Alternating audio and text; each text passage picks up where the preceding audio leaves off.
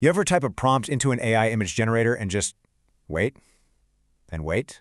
Well, today, we're going to look at Stable Diffusion XL, which is one of the most powerful open-source image models out there. And we're going to unpack how a series of really brilliant optimizations took its creation time from what felt like a crawl to an absolute sprint. Okay, let's get into it. First things first, let's just look at the results, because they are staggering. Right out of the box, generating a big, high-res image with SDXL on a pretty beefy A100 GPU takes about 10 seconds. But with the optimizations we're about to break down, that time just plummets to under 2 seconds, 1.92 to be exact. That's more than 4 times faster on the exact same hardware. So that's the million-dollar question, right? How in the world do you do that? This isn't just some tiny little tweak. This is a massive leap in performance. And spoiler alert, it's not one single magic trick, but a whole combination of very clever ideas all working together in harmony.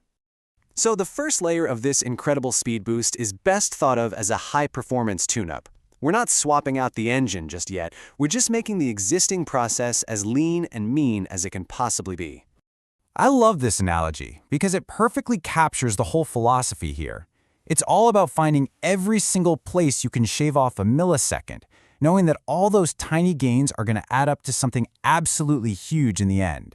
And that tune-up? It really boils down to 3 major software optimizations. First, they basically slashed the number of generation steps. Second, they got really clever with a setting called CFG. And third, they found a much smarter way to use a special refiner model. Okay, let's look at that first tweak, cutting the steps. You see, a diffusion model starts with just a bunch of random noise, and it slowly refines it step by step. But here's the secret. The quality gain isn't linear. The first few steps, they define the whole picture, the composition, the main subjects. The last bunch of steps, they're often just adding tiny, almost unnoticeable details. So, the engineers just cut the default number of steps from 50 all the way down to 20. A massive speed boost for a nearly invisible trade-off in quality. Next up is this thing called classifier-free guidance, or CFG. Think of it kind of like a strictness knob. When you crank CFG up high, you're forcing the AI to stick very closely to your prompt. But that takes a lot of extra computational horsepower. The genius insight here was realizing you only need that strict guidance at the beginning, when the main subjects are being formed. So after the first 40% of the steps are done, they just switch it off, making the rest of the process way, way faster. But here's the thing. All those software tune-ups we just talked about, they only work so well because the underlying engine, the AI model itself, is a massive upgrade. And that's where the next part of our story begins. What's under the hood? Just look at this scale here. The core of SDXL, what's called its UNet, that's the part that actually builds the image from noise. It has 2.6 billion parameters. That is almost 3 times larger than its predecessor. And get this, it uses 2 different text encoders instead of just one to understand your prompt. It's like having 2 brains interpreting your words, which means it gets a much more nuanced and detailed understanding right from the get-go. And you can really see how that better understanding leads to better images. A classic problem with older models was just weird cropping, right? You'd ask for a cat, and you'd get a picture of a cat, but its head would be cut off. As you can see right here, SDXL's souped-up architecture and better training data lead to way, way better composition and framing. So how does it pull that off? It's actually pretty clever. Unlike the old models that were only trained on perfectly square images, SDXL was trained on images of all different shapes and sizes. It was also fed extra info, like the original dimensions of the image and even how it was cropped. This basically teaches the model a sense of composition, so when it's your turn to generate an image, it just naturally knows to center the subject. Now for the final piece of this amazing puzzle. It's a separate, specialized model called the refiner. Its only job is to take an already good image and make it absolutely great, by adding that final layer of polish and detail.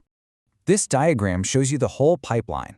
The main SDXL base model does the heavy lifting, generating the image, getting the composition and the colors right. Then, that image gets passed to the refiner model, which is a specialist in adding all those crisp, high-frequency details. We're talking textures, sharp lines, subtle facial features, all that good stuff. And wow, the difference is just stunning. Look on the left, that's the output from the base model. It's good, don't get me wrong, but it's a little soft. Now look at the right, after the refiner has worked its magic. The details in the buildings, the foliage, everything just pops. The whole image feels so much sharper and more realistic. And the data totally backs this up. They did a user study where they just asked people, hey, which image do you like best? The SDXL version with the refiner was the clear winner, picked almost half the time. It just blew the base model on its own and all the older versions of Stable Diffusion right out of the water. Okay, so we've got a bigger model, we've got smarter training, and a whole bunch of brilliant optimizations. But what does all this technical wizardry actually mean for you, for me, for anyone who wants to create cool stuff? In a word, accessibility. You see, those optimizations we talked about weren't just for speed. They also dramatically cut down on memory usage. And that is huge. It means this model can run on much cheaper, much more widely available hardware, like the A10G GPU. This brings the cost of generating a world-class image down to a fifth of what it used to be, basically throwing the doors open for countless more developers and artists. And this isn't just about playing catch-up. This level of performance puts an open-source model in direct competition with the absolute best closed-source proprietary systems out there. In a direct head-to-head comparison, people actually preferred the images from SDXL over Midjourney version 5.1 more than half the time. That is a massive win for the world of open, transparent AI development. So if you take one thing away from this, it should be this. We now have an open-source tool that is not only world-class in its quality, but it's also unbelievably fast and accessible. And that just leaves us with this one fascinating question to think about. When the barrier to creating stunning visual art gets this low, what new forms of creativity, what new worlds will it unlock?